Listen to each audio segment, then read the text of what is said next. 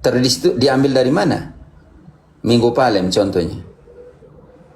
Pekan Suci contohnya. Kamis Putih, mereka ambil dari mana tradisi itu?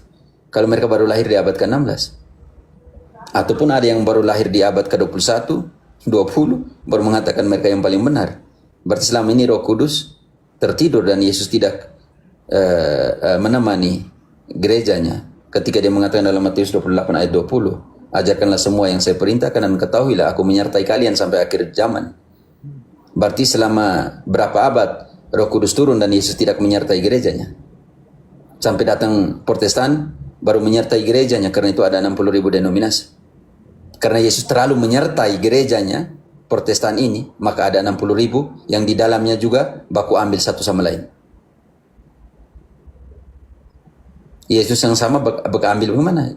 Roh Kudus yang sama yang menerangi mereka semua, cecok satu sama lain bagaimana?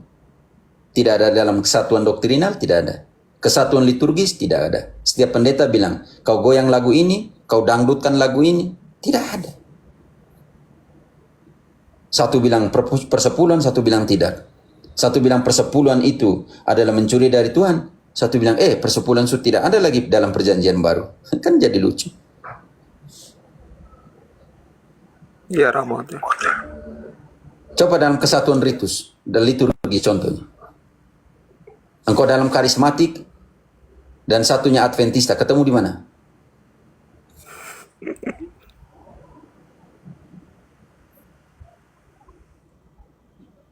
Pokoknya baku hajar satu sama lain dalam konsep doktrin. Cara ibadah, satunya tepuk tangan, satunya pakai drum, satunya pakai apa? Pokoknya atur saja. Rame-rame.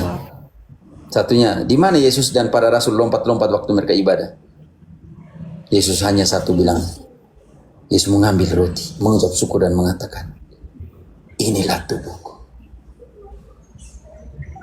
yang diserahkan bagi. Lakukanlah ini kenangan akan aku. Sangat mereka suka pakai perjanjian lama, penuh misteri dirayakan, bukan apa macam diskotik, tempat pesta saja. Apa salahnya pesta orang Timur, orang Batak, pesta di Indonesia dengan kebaktian seperti itu? Di mana Yesus bilang, pergilah kau main band dan jingkrak-jingkrak? Tidak ada. di ayat Raja Daud pasti begitu. Itu di depan tabut perjanjian. Itu bukan ibadah, itu di jalan-jalan, itu prosesi. Suka kali mereka pakai ayat itu. Iya, tapi itu di depan tabut perjanjian loh, di dalam 2 Samuel 6. Itu di jalan-jalan loh, di depan tabut perjanjian. Tapi Maria adalah tabut perjanjian baru, artinya sama dengan mereka menari-nari depan Maria kalau itu. Nanti dibilang lagi penyembahan berhala lagi. Ya, tapi kalau pakai ayat itu kan bilang, kalau pakai pendasaran bahwa Daud dan orang-orang Israel menari-nari, itu kan diprosesi. Makanya orang Katolik lanjutkan seperti orang Yahudi melakukan prosesi dengan tabut. Kita juga orang Katolik melakukan prosesi dengan patung-patung kan karena itu juga ada pendasaran biblis. Iya benar, makanya yang kita arak Bunda Maria ya mau, karena tabutnya kan sudah Bunda Maria.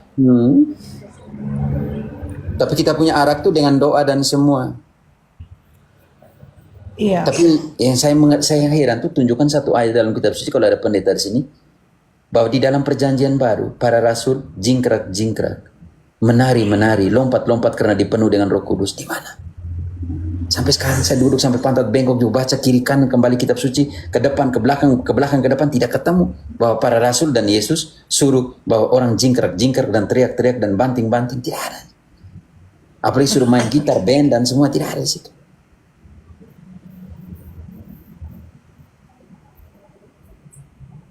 Jadi itu mereka bilang sola scriptura, tapi mereka buat tradisi manusia. Ingat, persahabatan dengan dunia membuat engkau menjadi musuh Allah. Yakobus 1, Yakobus 4 ayat 4. Persahabatanmu dengan dunia menjadikan engkau musuh Allah.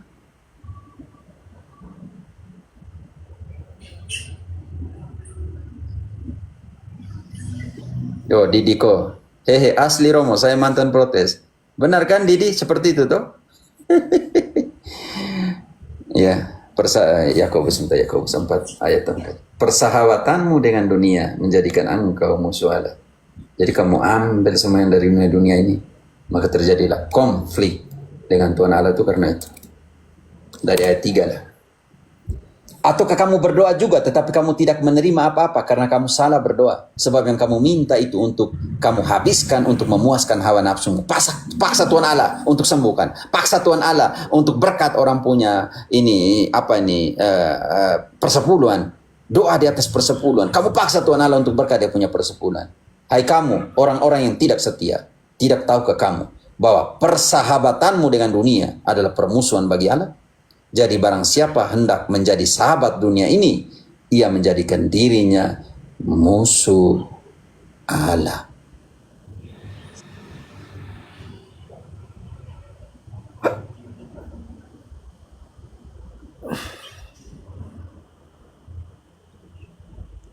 Ada ibadah padang, doanya di pantai, kolam renang. Buatlah selam juga, kalau itu selam di laut, di air juga kamu doa di selam begitu. Main bawa semua band-band di dalam air laut, di dalam danau, di dalam sungai, kamu main di dalam band-band semua di situ juga. Iya, mereka ada ibadah padang, kadang ke lapangan golf, lapangan bola, berdoa rame-rame. Oh, ada begitu. Yang saya mengerti hanya Yesus saja pergi ke sana 40 hari tapi tidak makan dan minum. Iya kan, Om Didi, Yesus pergi ke padang gurun tapi tidak makan dan minum. Ubah batu ini menjadi roti. Yesus bilang tidak semua orang di dalam Matius 4:4. Tidak, jangan kau pikir gitu. Tidak semua orang hidup dari roti saja, tapi dari setiap firman. Sekalian jalan-jalan. Oh, ada begitu lagi ya? Iya, Mo. Sambil JJ ya, jalan-jalan begitu ya, Johan. Dari ke padang gurun sambil jalan-jalan. Rekreasi, Romo. Oh, rekreasi. Kapan tuh Yesus rekreasi?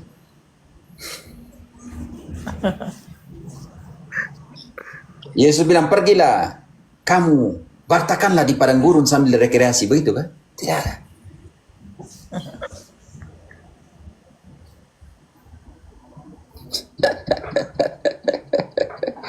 Ada yang marah, oh teman-teman Protestan satu sayang kalian, tapi kamu punya doktrin itu yang kita harus analisa dalam kacamata kitab suci.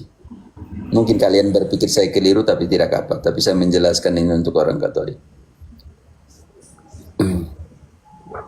Dan mereka tidak tahu ibadah yang murni itu harus dipimpin oleh seorang imam di dalam tradisi Yahudi maupun dalam tradisi Perjanjian Baru. Karena harus ada korban, altar, dan imam.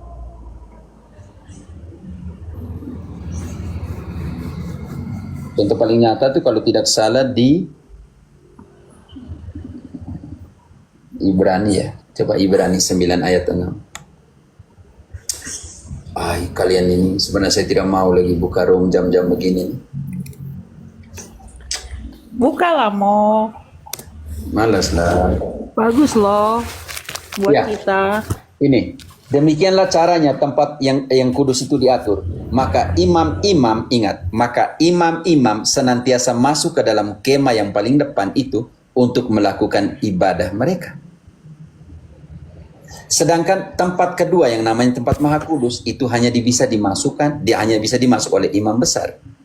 Artinya dalam tradisi Yahudi yang mempersembahkan korban itu imam, artinya melakukan ibadah. Ibadah yang murni harus punya 3 unsur. Imam, altar, dan korban. Tidak ada yang jingkrak-jingkrak, nyanyi-nyanyi, dan lompat-lompat. Tidak ada itu bilang penyembahan, tidak ada di situ. Penyembahan harus punya 3 hal itu. Ibadah bagi orang Israel itu sangat suci, murni. Karena di sana ada 3 unsur penting sekali. Altar, korban, dan imam yang mempersembahkan.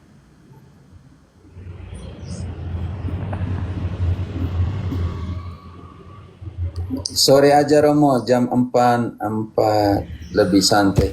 Waduh, kalau kalian jam 4, saya di sini jam 4 pagi. Ngapain kamu paksa saya jam begitu? Kalau jam segini kan pas, kita pagi, Romo sore.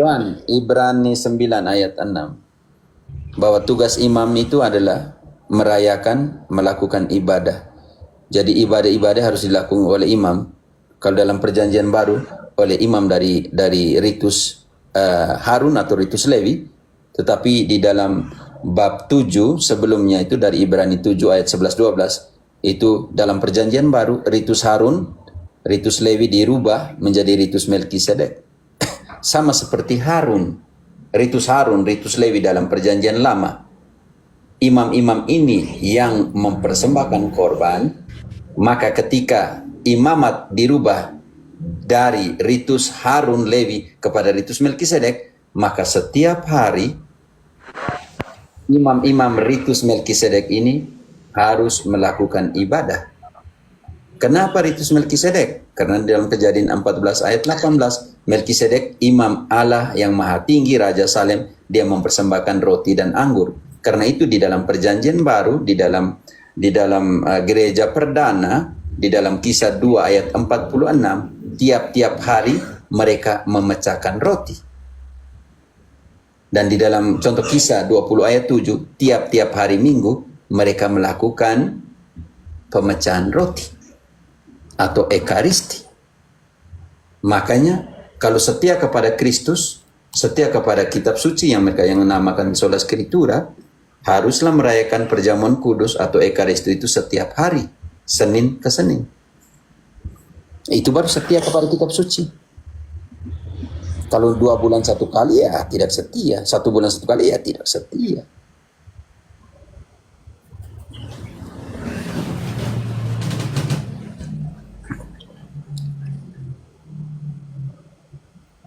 Saya biasanya tidak live malam, tapi kamu nih buat saya live malam. Kalau tadi mau lepas sedikit ke turun lemak.